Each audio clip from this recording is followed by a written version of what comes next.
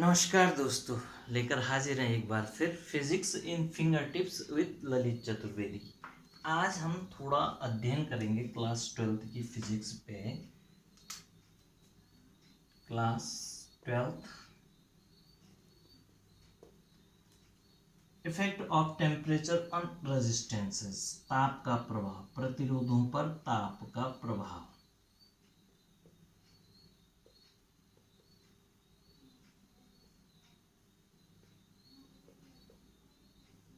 प्यारे बच्चों, हम जानते हैं कि प्रतिरोध R is equal to rho L upon A, और इस रो में था M upon n e square tau L upon A, यानी ये जो टॉ है श्रांतिकाल R is inversely proportional to टॉ।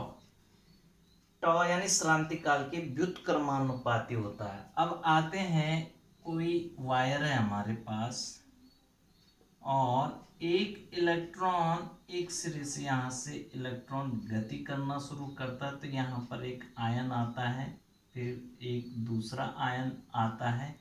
तो इन दो क्रमागत टक्करों के बीच जो फ्री पाथ है मूव करने के लिए, उसको हम लैम्डा से डिनोट करते हैं, ठीक है।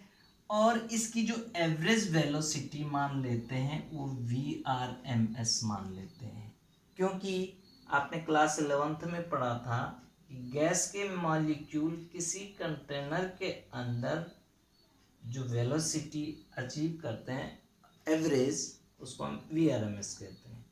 तो यहाँ पर भी जो इलेक्ट्रॉन्स हैं किसी वायर के अंदर as a free molecule, as a free gas molecule की तरह है।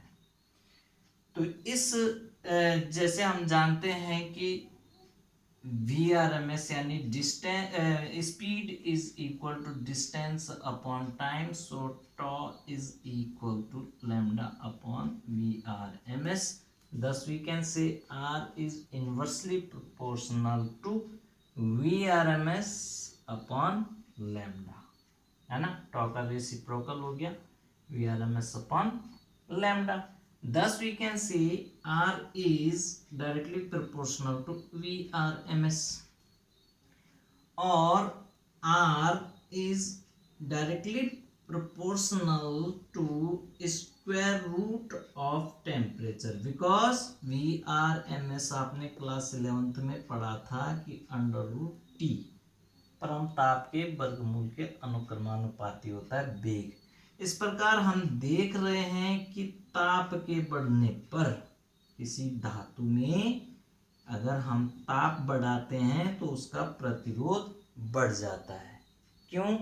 क्योंकि जब हम इसका ताप बढ़ाएंगे, फिजिकल कंडीशन चेंज करेंगे, तो ये जो आयंस होते हैं ये थर्मली एजिटेटेड हो जाएंगे, तो इनके टक्करों की संभावनाएं ज्यादा बढ़ जाएंगी, यानी जो फ्री इलेक्ट्रॉन मूव करना चाहता है वो टक्करों के साथ आगे बढ़ेगा, और जितनी ज्यादा रुकावट आएगी यानी प्रतिरोध होगा। ये तो सिंपल फंडा है। तो हमने देखा कि कैसे निर्भर करता होगा कि सपोज किसी कंडक्टर में, किसी चालक में यदि हम 0 डिग्री सेंटीग्रेड पे प्रतिरोध को R0 माने और T डिग्री सेंटीग्रेड पे RT माने, तो किस तरह से ये रिलेशन है कि RT equal to R0 1 plus alpha T, यानी एक अल्फा गुणांक, जो ताप गुणांक भी बोलते हैं प्रतिरोध का, इसके हिसाब से R0 में वृद्धि हो रही है। कैसे वृद्धि हो रही है R0 में? इसको अगर हम खोलें तो R0 में R0 के अल्फा T गुना वृद्धि हो रही है T डिग्री सेंटीग्रेड की वजह से, ठीक है।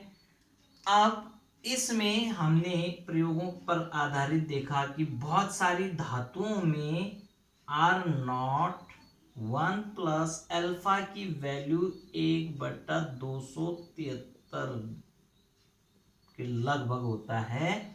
तो R0 273 प्लस T हो जाएगा T, परम ताप 273। इस प्रकार परम ताप के 1 डिग्री अगर T 1 केल्विन हो जाए तो प्रतिरोध में 1/273वां हिस्सा बढ़ जाता है। ठीक है, ये समझने का जरूरत है। तो ताप बढ़ने पर चालकों में प्रतिरोधकता बढ़ जाती है, उनकी विशिष्ट प्रतिरोध बढ़ रहा है, रो भी बढ़ रहा है, क्योंकि R directly proportional to rho, R is equal to rho L upon A। तो R प्रोपोर्शनल रो, यदि R बढ़ेगा तो रो भी बढ़ेगा। रो का किस कारण बढ़ रहा है? इनकी थर्मली एजिटेशन के कारण, टक्करें ज्यादा हो रही हैं। ठीक है, तो यहां पर यह समझने की जरूरत थी कि चालकों में, जो धातु के चालक हैं उनमें ताप बढ़ने पर प्रतिरोध बढ़ जाता है, परंतु जो मिश्र धातु होती हैं, नाइट्रो, मैग्नीन, इस तरह की, उनमें क्या होता है कि उनका जो ताप प्रतिरोध गुणांक है वो नगण्य होता है। इसका मतलब उनके प्रतिरोध बहुत कम परिवर्तित होते हैं, नगण्य वृद्धि होती है। और जो अर्धचालक होते हैं उनमें क्या होता है कि हमने कहा R is equal to M upon NE square tau L upon A। जो अर्धचालक होते हैं उनमें, अर्धचालकों में टॉ श्रांति काल क्या होता है? कम होता है। इस हिसाब से प्रतिरोध बढ़ जाना चाहिए, लेकिन इनमें नंबर ऑफ इलेक्ट्रॉन्स, जो फ्री इलेक्ट्रॉन, जब आप अर्धचालक पर आएंगे तो जो कंडक्टिंग इलेक्ट्रॉन्स होते हैं या चार्ज कैरियर्स होते हैं वो बढ़ जाते हैं, और उनके बढ़ने से प्रतिरोध कम हो जाता है। तो अर्धचालकों का ठीक उनके विपरीत हो रहा है चालकों की, कि ताप बढ़ने पर चार्ज कैरियर्स ज्यादा मिल रहे हैं, और जब ज्यादा मिल रहे हैं तो नंबर ऑफ इलेक्ट्रॉन्स ज्यादा मिल रहे हैं, या नंबर ऑफ चार्ज कैरियर ज्यादा मिल रहे हैं, तो प्रतिरोध क्या हो जाएगा? कम हो जाएगा। तो अर्धचालकों में प्रतिरोध कम हो जाता है। अच्छा, हमने अभी ये कहा कि ताप बढ़ने पर धातुओं का क्या बढ़ जाता है? प्रतिरोध। लेकिन अगर ताप घटाते चले जाएंगे तो प्रतिरोध घटता चला जाएगा और चालकता बढ़ती चली जाएगी। तो कुछ सर्टेन धातु, जैसे पारा है Hg, उसकी स्थिति क्या है कि 4.2 केल्विन पर यानी टेम्परेचर को डाउन करें और फिर नेगेटिव की ओर चलते चले जाएं डिग्री सेल्सियस में -273 करते चले जाएं, नीचे की ओर आते जाएं, तो जो परम ताप है 4.2 का मतलब आप समझ रहे होंगे कि T + 273 इज इक्वल टू परम ताप। तो T is equal to T - 273। अब यहाँ पर 4.2 - 273 कर दिया तो 8 और 13 में से, यहाँ 12 में से 4 गया 8, और यहाँ 6 और यहाँ 2, तो 268 माइनस इतना अगर हमने माइनस टेम्परेचर कर दिया पारे का, तो उसका प्रतिरोध R क्या हो जाता है? 0 हो जाता है। तो उसकी चालकता इन्फिनिटी हो जाती है, बहुत तीव्र हो जाती है, क्योंकि R is equal to rho L upon A। तो सिग्मा इसका उल्टा होता है चालकता। तो उसको, जिसकी चालकता अति ज्यादा हो जाती है क्योंकि उसका प्रतिरोध न्यून हो गया, 0 हो गया, तो ऐसे चालकों को क्या कहते हैं हम? सुपर कंडक्टर, अति चालकता। और जिस दिन हम नॉर्मल टेम्परेचर में अति चालकता को ढूंढ लेंगे, क्योंकि इतना नेगेटिव टेम्परेचर करने के लिए हमें बहुत ज़्यादा एनर्जी यूज करनी पड़ेगी, तो इसलिए ये जो नॉर्मल बिजली के तार होते हैं इन्हीं से काम चलाना पड़ता है। कितनी व्यय हो रही है ऊष्मा उनकी वजह से, विद्युत इलेक्ट्रिकल एनर्जी हीट एनर्जी के रूप में व्यय हो रही। लेकिन जिस दिन हम नॉर्मल टेम्परेचर पे सुपर कंडक्टर को बना लेंगे, उस दिन जो ट्रांसफॉर्मेशन होता है यहाँ से वहाँ, जनरेटर जहाँ जनरेट हो रही है बिजली और उपभोक्ताओं तक बीच में जो वायरिंग आती है, उसमें नो लॉस हो जाएगा एनर्जी का। जितनी ऊर्जा जानी चाहिए, जितनी पैदा हो रही है, उतनी ऊर्जा वहाँ तक पहुँच जाएगी जहाँ पर उसका उपभोग होना है।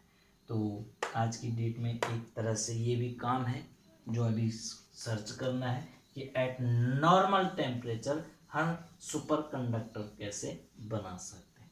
तो आज आपने ये देखा कि टेम्परेचर का क्या इम्पैक्ट है, किसमें, प्रतिरोध पर, कि चालकों में ताप बढ़ने पर प्रतिरोध बढ़ता है, जो मिश्र धातुएं उन पे बहुत कम अंतर पड़ता है, और जो अर्धचालक होते हैं उन पर चालकता बढ़ती है, प्रतिरोध कम होता है।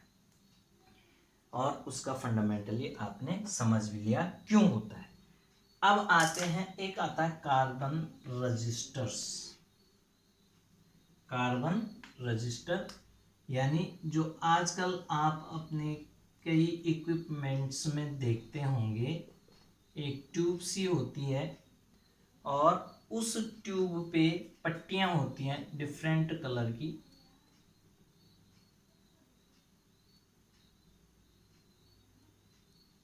ट्यूब सी होती है, ऐसे इस पे तार रहते हैं, इसमें पट्टियां होती हैं ऐसे, और एक पट्टी कुछ किनारे होती हैं, 2-3 कलर की पट्टियां यहाँ होती हैं। अब ये कलर कितने हो सकते हैं उसमें, तो उनको समझिए कि B black, B brown, B Roy, R is red, O is orange, Y is yellow, BB Roy of great, grey, Britain blue,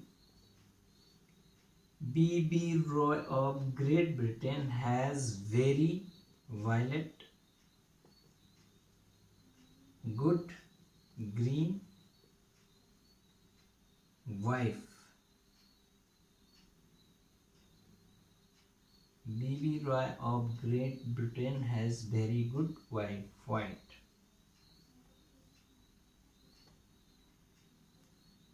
थोड़ा सा मुझे कंफ्यूजन है कि इस ग्रे, वायलेट ग्रे, हाँ यहाँ ग्रीन कलर आएगा और यहाँ आएगा ग्रे कलर।